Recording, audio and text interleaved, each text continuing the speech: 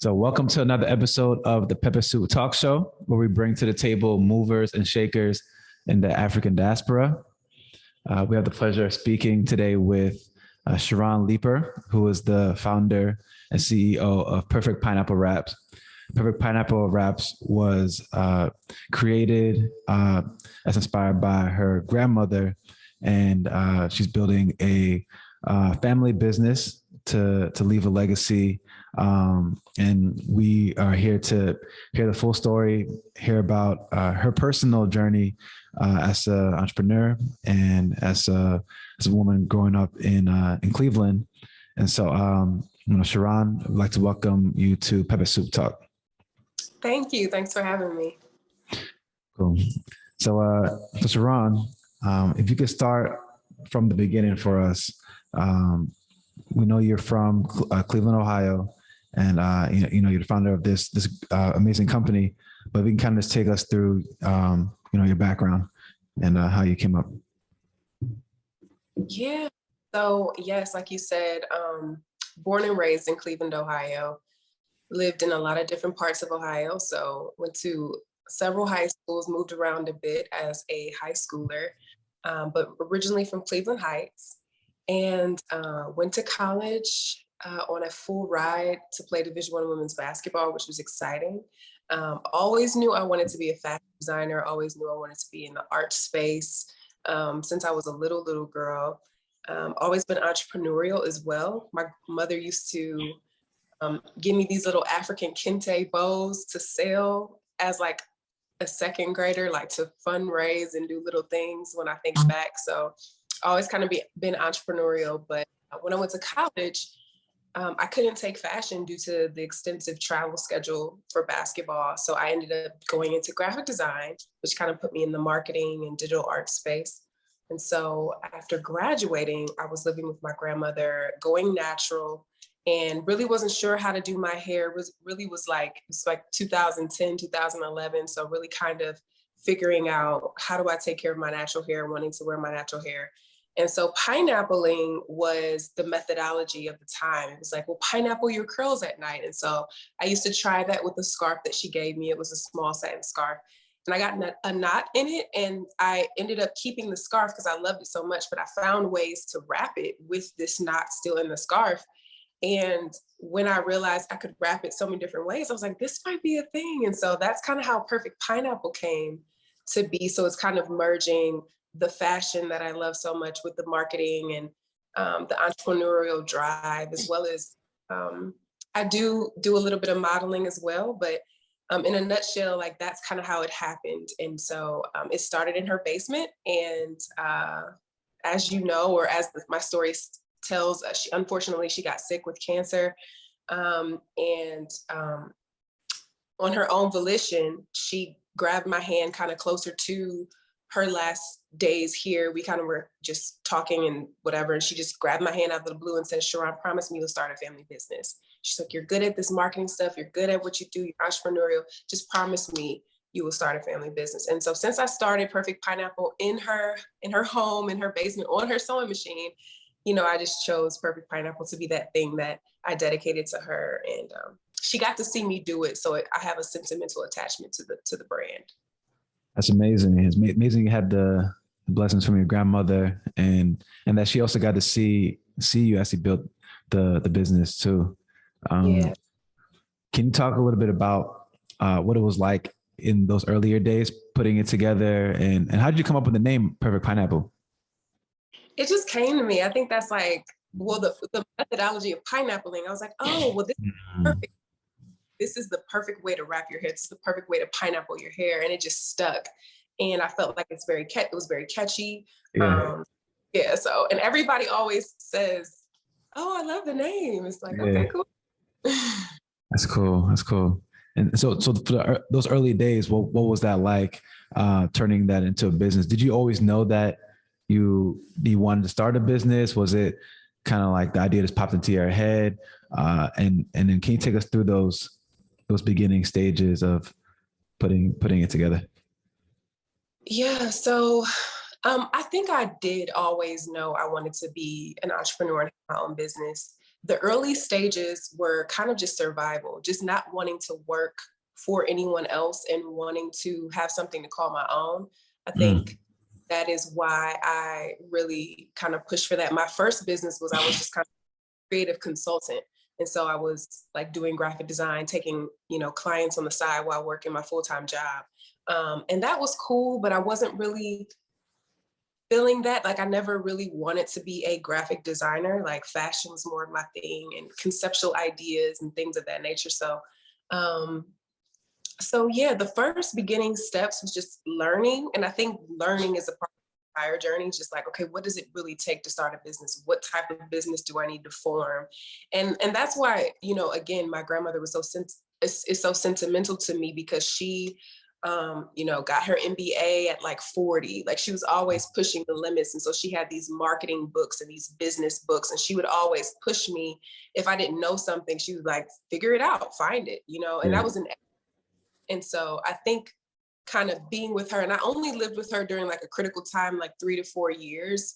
But that she really pushed me. So I think a combination of, wanting to have something of my own, naturally being gifted in ideation and like a risk taker, and then just doing the route what it start.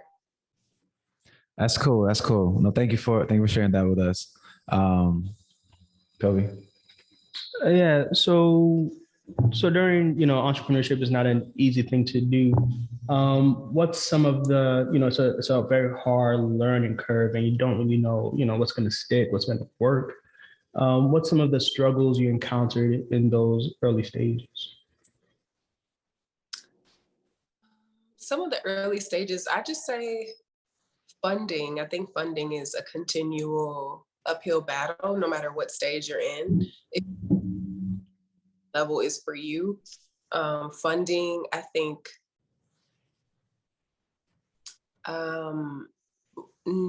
finding out what you don't know.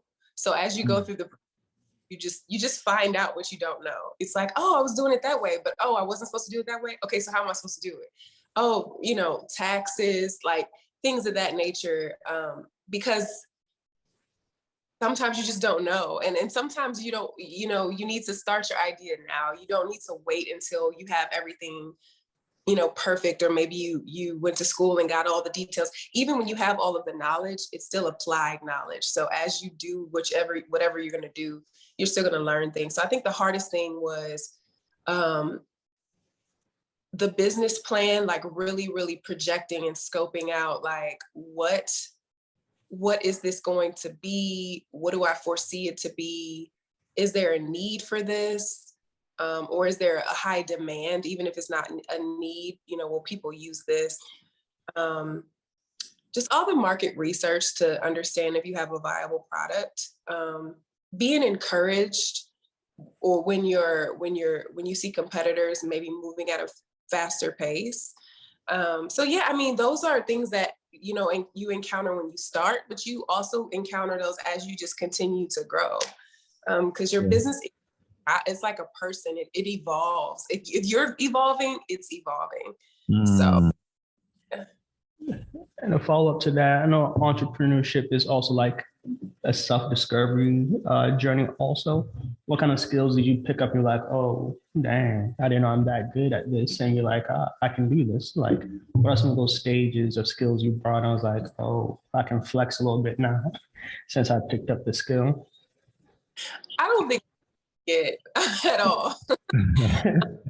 But I mean, okay, but if I had to say, I would say I'm super adaptable. Like, I am super ingenuitive. Like, when the pandemic hit, I immediately jumped on Instagram and started like going live every day to just keep my business heartbeat going. Like, I realized how resilient I am, how driven I am. I realized how multitasking is a myth. Like, you never can truly multitask because you're not giving your undivided attention to everything, but it does serve you in some capacity. At least you move the needle forward in different areas. So I'm an avid multitasker, but just a hustler. Like, I'm resourceful, I'm gritty. If people knew, and some people do know, those who are really close to me understand like how I've bootstrapped this, how the brand precedes the product. Like the brand is like, people know it here in Cleveland. People are like, oh, and I, it just makes me so excited. But people are like, oh, I've heard of Perfect Pineapple. Or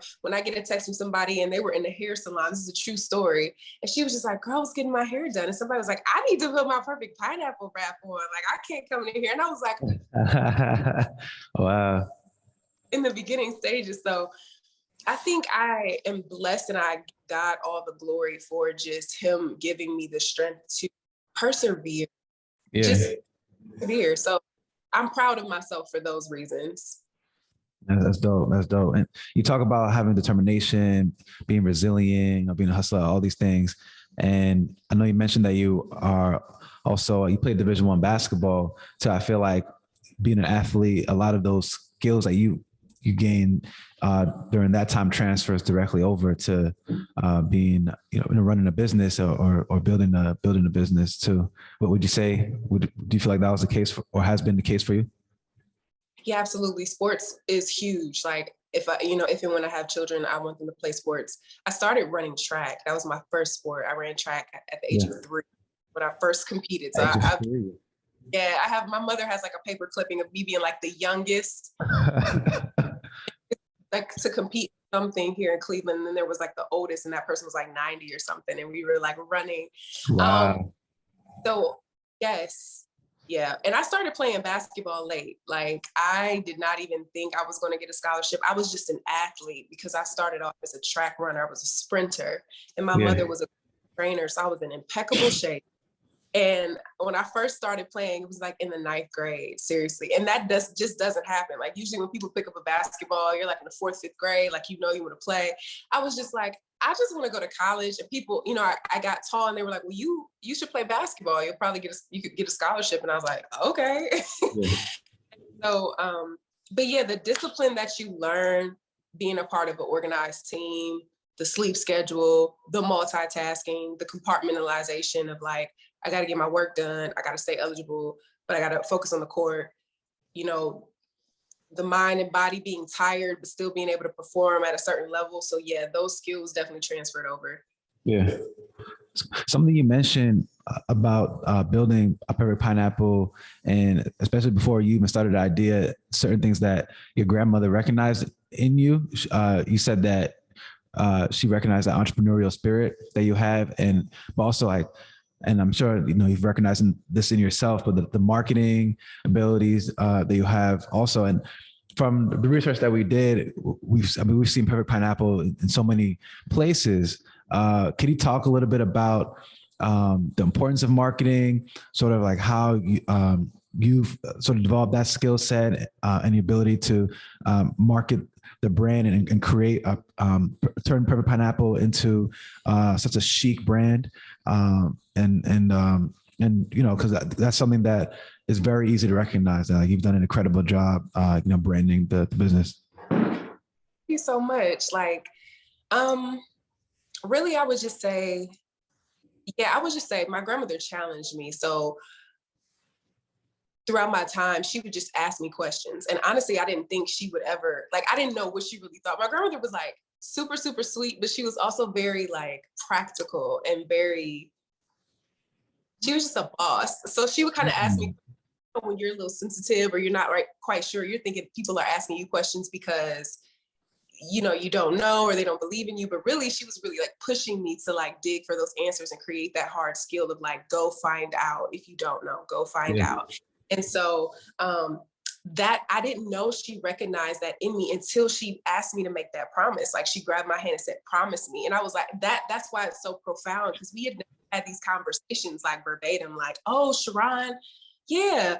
But there was little nuggets here or there too during my graphic design journey where she was like, well, could you make me a logo or could you do this? And so I got that validation. But I would just say, marketing, I got into marketing because I just started to run my graphic design business so young. And I realized you have to find a way to reach people. Like you have to harvest attention. And how do you harvest attention?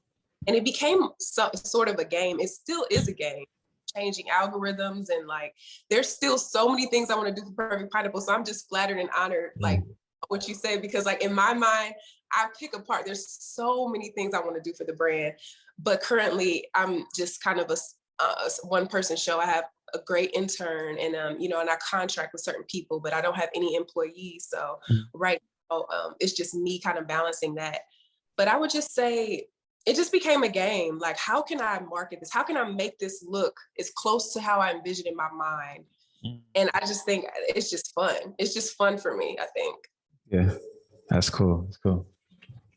And so with this, with your company that you've been in it for a while now, what's some of the visions or the impact you want to provide in the community with Perfect Pineapple? Yeah, so some of the designs that I have are actually patent pending. And so I would love to secure the patent for these certain designs. And I really want to get into the cancer space. So, I had a couple conversations a couple years ago from local hospitals, just because African-American women, when we tend to get cancer, like breast cancer, different types of cancer, it usually is more fatal. Our hair texture is different. We usually don't have, there's cute wig options out in the mainstream, like wig market. But if you have to get a wig through insurance, or if you, just used to want to go through insurance, there's not a lot of options there. And so I would love to provide, wraps in hospitals. I'd love to do work with, the cancer community, the alopecia community. And honestly, I've got some things under tucked away, some moves that I want outside of the US that I'm really interested in. And so definitely serve the community in those ways. That's cool.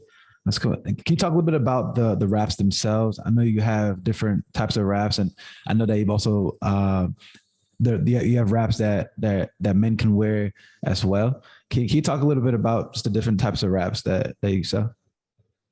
Yeah, so the original Perfect Pineapple wrap is essentially a square that's connected in the center. So it's usually always made out of a two-way stretch fabric. So you fold it in half, and then you can, from that folded in half position, you can wrap it all different types of ways.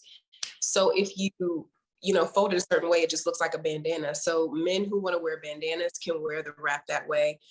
They can also roll it up and just make it a skinnier, kind of like Jay-Z, where he wears the little skinny bandana around it. So those are some ways that men can wear the wraps, or if they have locks, they can tie it, and it almost kind of looks like a lock sock or something like that. They could tie it up. It could just be just for sleep. Men can just wear it for when they sleep. And so the same thing goes for women.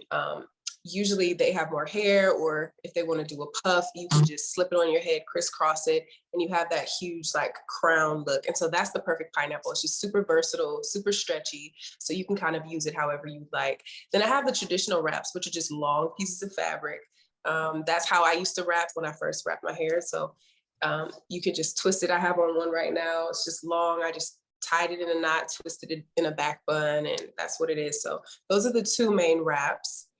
Then we have headbands that are uniquely designed with a slit in them. So you could pull the one side through the other and tie it. So it gives the user autonomy, so they can style what they want, versus buying a headband that's already made. And it's that's the only way you can wear it. So I wanted my products to be just versatile. I wanted them to be products that our customers can customize, because I think that's wrapping your hair or styling your hair. It's your style. Cool, and then cool. and that's it. I know you mentioned we were talking about some of the hurdles that you've had to get past, or even just challenges that all of us entrepreneurs can deal with. And so you mentioned funding, for example, and I know you alluded to working on Perfect Pineapple as full time. Can you talk a little bit about what getting funding for Perfect Pineapple has been like, and how you've sort of gotten over some of those hurdles, and I guess maybe advice for other entrepreneurs who sort of have that same mindset? Well, yes, and I won't even say that I've gotten over the hurdle, because it's just different levels, different devils. So I would just say devils. I bootstrapped my business for a while, and so I'm finally wrapping my head around truly like seeking grant funding. I got one grant. It was very small. It was like a micro grant for like $2,000, and I just applied. But I'm even in conversations about how to tell my brand story better, how to communicate the brand story, how to position the brand in a way that sets it apart from competitors. Because really it's about the communication. And I'm learning this, like how you communicate your brand, how you uniquely position it in the market is the key to sparking somebody's interest that's an investor. It's like, when there's so many other, companies, why your company, and telling that story key. And so it took me a while to tell the story. I didn't realize how emotionally attached I was to the story. So for that reason, I really didn't share the story because I thought I was monetizing off of my grandmother's death. Like I felt like it was like, oh, this is a sob story, and I'm trying to get sympathy from people. But it was really true. So it took years to kind of get over that. Like I was, talk to friends and advisors and was like, no, Charron, but that's the story. And people need to hear that. And so I'd say like in the last, to be honest, like year or two, like during the pandemic is probably when I got over that and was like, okay, I need to figure out how to like continually tell this story and make it more clear, more compelling. And so I would just say, never give up. Really and truly, entrepreneurship teaches you about yourself because you become the tool. It's very much like track and field. Like I build runners because they don't have anything else to cover up. You've got your muscles, your tendons, your hard work, your focus, your endurance. And depending on how you use that, depends on where you place in the race. It's no extra with the ball. Like I could dribble and I could pass and take a break. You got that. And I could jog back and like, oh, no. And so it's kind of like entrepreneurship is like that. I mean, it's a blessing when you have a team. It's a blessing when but you got to pull your weight. And so I would just encourage in terms of funding, seek grants, but really truly understand your viable product, understand, is it a good, like, just be honest with yourself. Is it a good product? Reevaluate, get opinions, apply for grants. And honestly, if you can, apply for loans, people, I've been scared of loans, but like loans are not bad. You just got to really know how you're going to use the money. Have a plan for the money. Have a very solid type plan for the money. And so I'm speaking this in real time. I'm not an expert, so don't look at like I've got it all together. It's just great information that I'm learning and, just sharing with you both. I appreciate the perspective. And I have to say, I always enjoy interviewing people who are competitive athletes because the parallels and analogies, because I ran track and played basketball too growing up. So it's like, I always love the track references, especially. So. Wait, what did you play for Penn again? I ran track in college. I ran the 800, and then growing up, I played ball. So I was a 2/3 guard. So that's track is no joke. Listen, if I could say I would have a bad attitude because I'd be like, y'all can't tell me nothing with my abs and my legs. So no, real. No, for sure. So one thing you did mention is, how can you, show that you're different from other people, in the industry or other companies. So are you able to figure out your unique value proposition or what distinguishes you from your competitors? Or how's that process going right now? So are you saying, did I figure that out or like how to figure that out? Oh, no. What's your unique value proposition? Yeah, my unique value proposition is the design. It's seriously the design, and it's the accessibility and the versatility. So and I've, competitors have kind of like, ideated around like what I've done already. They've had more money to infuse into the business. So they were able to go to market quicker at scale. However, mine still, with the ideas that God has given me, I still believe that when I do get the funding that I'm looking for, like it will be the versatility, the accessibility, the styling, and also, the design, the literal hard patent design. Like, so that's my unique proposition. Yeah, in the market. There's certain things that I have like in the works that I haven't seen yet in market. Something I'm curious about, because you're our fourth person we're talking to from Cleveland now, and I feel like there's certain markets outside of the most major cities like New York, LA, DC, like Philly would be an example of like Philly, Baltimore, Cleveland. There's certain cities that I feel like sometimes are overlooked, but have so much just gold in them, if that makes sense. And so I'm very curious, like, what is it like? What is the entrepreneurial scene in Cleveland like? And what has it been like building your business in Cleveland? That's so good. Yeah, it's real. People sleep on Cleveland. People call us the mistake on the lake. People scoff at it like a lot of people talk to me. Are you from Cleveland? Oh, I didn't know, girl. You sing. And I'm like, I appreciate the vibes that you think I'm from somewhere else that's better. But it's that. Like, don't sleep on my city. Like, if you can make it here, you can anywhere. Because first of all, we have harsh weather. We have amazing summers, but the winter is tough. Plus, we have an economy that's not at the scale like an LA or a New York. So, or a New York, I'd say, because they get cold weather. So you have to grind. You have to grind. It's not like we have concerts coming here. It's not like we have VCs coming here. It's not like we have the excess like Wall Street here. And so just the per capita, like the dollars in people's pockets here is not the same. And so when you're trying to start a business here,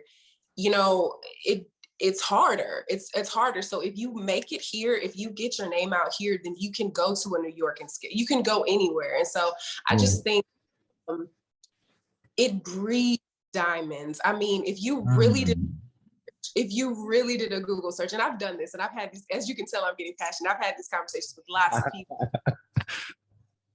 When you think about people in Hollywood, when you think about inventors, when you think about inventors, actors, talents, artists, they come from some part of Ohio. It's just a special piece of land. That's why we are the land, okay? Like, period. Don't get it twisted. If you didn't know, you gonna know. If you didn't know, you a lot of talent here. So I hope I answered. I was just getting hyped repping for my city because people sleep. People are coma when it comes to Cleveland. Coma, man. And those are some words. No. Thank you for sharing that with us. And I love the passion. And I know your city grew up there too, so that adds another layer to it. Something I've noticed with certain cities, like again, going back to your Clevelands and your Phillies and whatnot, I feel like it's often a deliberate decision to decide to stay there to build your business. Because I mean, it's a free world. You could go anywhere, right? But you've made that deliberate choice to build your business in Cleveland, and I see the passion in wanting to kind of create that spotlight for the city as well. What is it that made you want to stay and build your business there, even knowing that there's some hurdles, but like you said, it creates diamonds. And so, if you can make it in Cleveland, you can really make it anywhere. That's a good question. And I think it's my desire to always want to overcome a challenge. I think that's a blessing and a curse. Like sometimes make things harder for you, but just how you were, just how you were talking about asking me the question about marketing, like, what do I like about it? Like the challenge of it. It's always changing. I want to figure it out. I want to say that I got it right. And I want to say I got it right without any help. I mean, it could be a pride thing. Maybe I need to talk about it. But because really logically, my brand would flourish in a DC. My brand, I've gone to DC for a pop-up and made $1,000 in an hour. And I was like, oh, this works. Like they were me 3, 4. How many can I get? And I mean, when I would do something here in Cleveland, it's like, how much is that? Oh, okay. And they're like, yeah, give me like 2, 3. And I'm over here like trying not to look shocked. Like, you want 2 right now? You want 3? Okay, perfect. And so but I think it is a pride. I think there's been many times that I've actually wanted to leave. Sometimes you have to make that business decision too. That's the difference. When you are in business, you are in business to make money. So it can't be art for art's sake. It can't be this for just to do this thing. And so, but as the reason why I got so excited is that, recently, and I've been on, some calls, been in some committees, we as Clevelanders really realize that there's a disconnect in our ecosystem. And, I'm privy to some information about like what we're doing about it at a city scale. And so I'm excited for where Cleveland is going. Mm-hmm. And so that's why, they caught me at a good time because I was on my way and I was always going to back and support.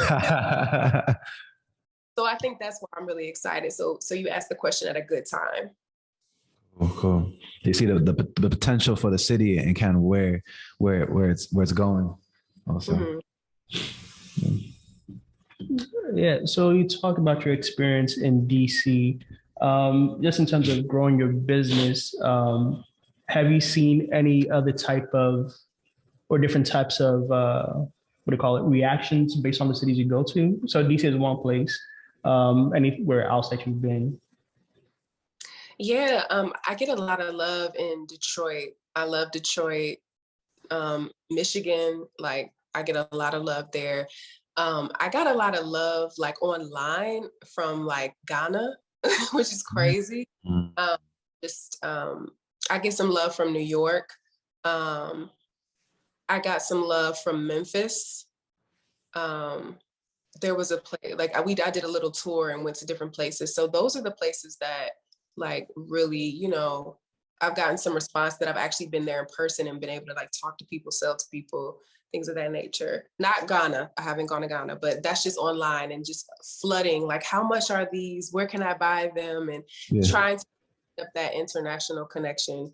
This is something I'm looking forward to doing.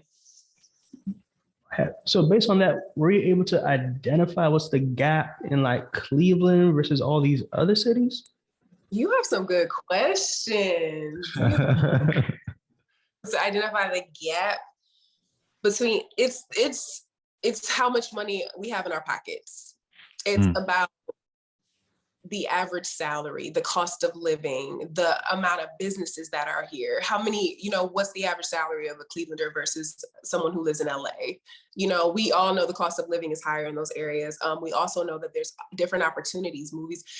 People actually do come to Cleveland to produce movies because it is cheap here. And we do have a landscape that looks like a New York. I mean, honestly, if you go back to like the Rockefeller days and look at the history, I mean, we're the only city that has every type of bridge ever built here in our city. I mean, we have lakefront property. We have so much potential. I don't know the mystery behind why Cleveland was never New York, because originally it was supposed to be that way. However, I just think that it comes from, this is my theory. So don't just take it with a grain of salt, but really, we really have harsh winters. We don't get sunshine. We really are like Alaska. It feels like, and I'm very into mental health. And so I just think that landscape's a little hard when you're grinding, when it's cold. You're just not motivated. And then, when people look at you and view you, like we just got All-Star Weekend, that was amazing. The city was a flight. Like we were like, yes. And we need more of that. We need more people to come to Cleveland, to start their businesses here. We need more people to lend their expertise, plant roots here. It's a sports city. It was an industrial city. And so, I don't know. I just think the gap is that it's the mentality of the grind and the hustle. It is I think just the landscape of like us not getting sunshine and maybe being slightly depressed. And I think that just breeds a type of grit, but it also breeds a type of pessimism and skepticism. And yeah, that's just my personal, like psychological, emotional take on, since I've been here for years.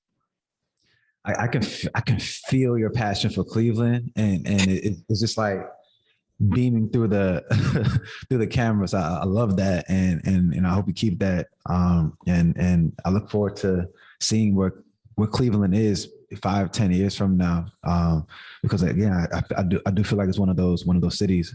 My next question: you mentioned Ghana, and you mentioned how you've gotten interest from places outside of the U.S. Do you plan to travel to the continent? I would love to. Yes, I've been to Rwanda. Okay. Not Rwanda. Sorry. Tanzania. To climb Mount Kilimanjaro in like, what was it, 2017, 2016? And that was my first time on the continent, and it just felt different. It was amazing. Like, it was just amazing. Say, like, I'm standing like on African soil, like, oh my God. It was just life-changing for me. And then that journey climbing Mount Kilimanjaro was a journey in and of itself. So yes, my father actually lives in Rwanda. And so I want to visit him, honestly, like soon, like maybe in a couple of months. And so there's definitely plans to kind of work my way through the continent. Got you. If you don't mind me asking, what does your father do? He's retired. Got you. He retired to Rwanda, or that's amazing. Yeah, that's really dope. I know Rwanda has a tech scene. There's a tech scene out there. Like they've been like really rebuilding the country since, like the war, however many years ago. And I haven't been out there, but I've heard a lot about just the entrepreneurial startup like tech scene out there. So that's cool. That's cool to know. I was gonna say, when you were out there, you said you didn't go to Rwanda. Where did you visit? Tanzania. Did anything, stand out in that environment? Anything that, resonated with you, being your first time out on the continent, meeting cultures out there and stuff like that? Yeah, I mean, it just felt good to be Black. It just felt good to be, it just felt warm. It just felt cozy. It felt comfortable. And I mean, it wasn't like we were in like luxurious places. It just, it was instantly my brother, my sister, like Akuna Matata, like let's do, like, it was just like it just felt right. Yeah. It was like, yes. I don't know if that explains it, but lots of hospitality, even through climbing a mountain. There was a specific porter. So there were guides and there were porters, and he was a guide, and his name was Ruda. We called him Ruda.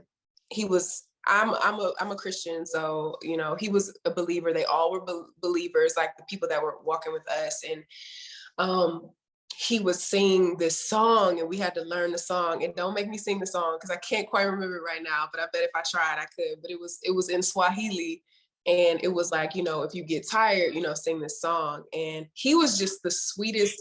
I don't know if you ever question, like, when you meet such an amazing soul, like if you're entertaining angels, because like I don't know if I'll ever meet him again, if I'll ever see him again. But he took such good care of us, and he was like the lead guide. And so everyone respected him, just the respect of all of these African men to this one fragile man.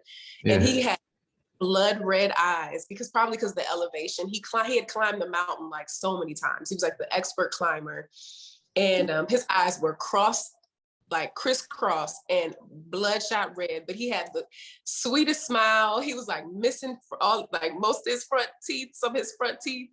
But he was like a OG.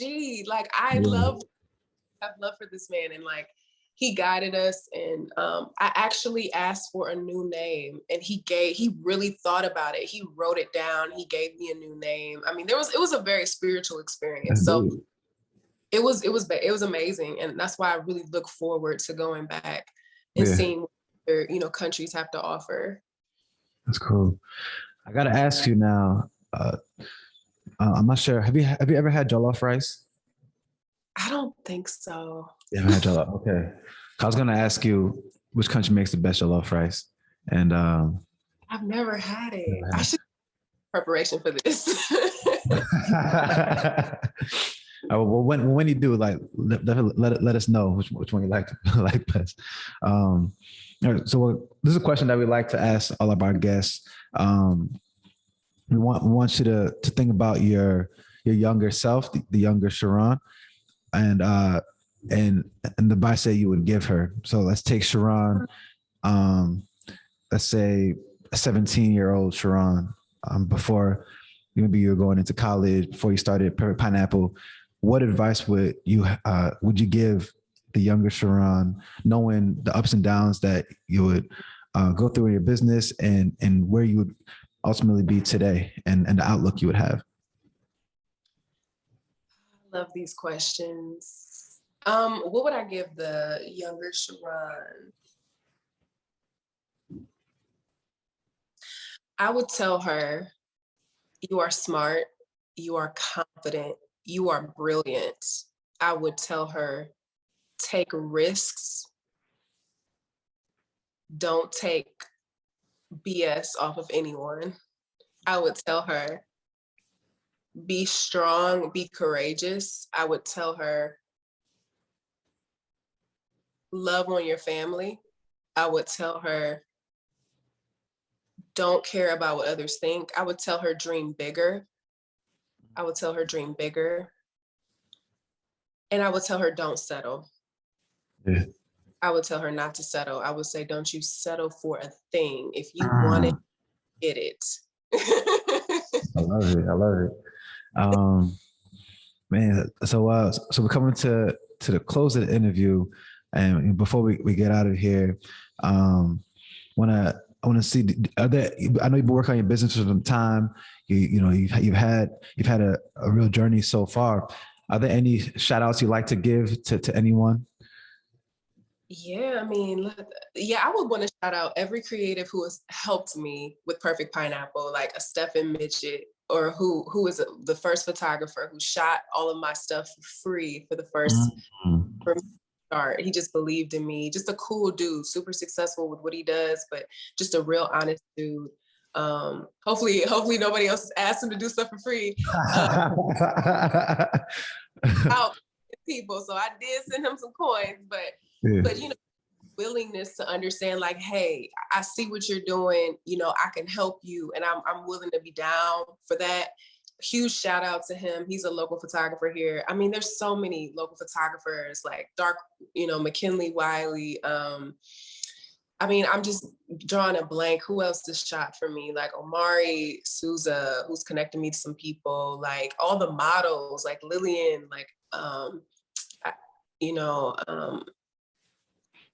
everybody, Alicia, just everybody. Like, I'm drawing a blank because there's so many people that have like helped out and just modeled.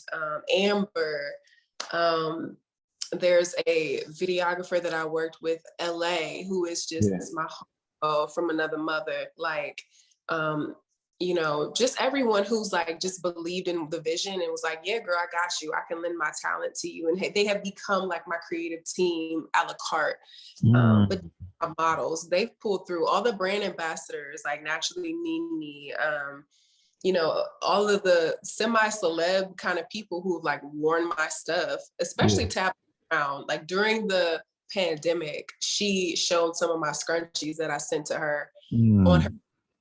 And she used to do like Very Good Mondays. And so she would shout out a small business every Monday. And so I tried to get in there, and I didn't make Very Good Mondays, but I DM'd, and she like put them on the stories, and I got like $2,000 worth of sales in like one day. For putting stories. So like shout out to Choice, because Choice actually took some pictures, her daughter, and like they're still on my Instagram feed, and they've blown up even more since the pandemic. And so I'm just appreciative to everybody that God kind of like set into my path and believed in them. Taking it one step at a time. I have not arrived. I'm honored to you guys for just like wanting to have me on here, and I hope that in 2 to 3 years, when we have another conversation, God willing, that it's like astronomically like out of the ballpark. We're excited. We're excited to see where you take to your company. And I want to give a shout out to you for representing Perfect Pineapple, representing your grandmother, representing Cleveland. And it's been a real pleasure and honor to have this conversation. I'm glad we're able to make the conversation happen. Yeah, probably close out. So, do you have any? Is there anything you would like to tell the audience that we didn't touch base on? No, like you guys did a great job. Like I just appreciate you even asking the question of who I want to honor. Definitely honor my grandmother, my family, my mom, just my dad, just people in my life who have supported at a time. And yeah, I just appreciate this opportunity. So I hope more people get to know about the product. And yeah. Where can for people who want to check Perfect Pineapple out and purchase the wraps, where can they get engaged? Yep. So they can order online at www.perfectpineapplewraps.com. And then they can engage with me. I'm most active on Instagram at Perfect Pineapple Wraps. Cool. Well, Charron, thank you. It's been a great interview.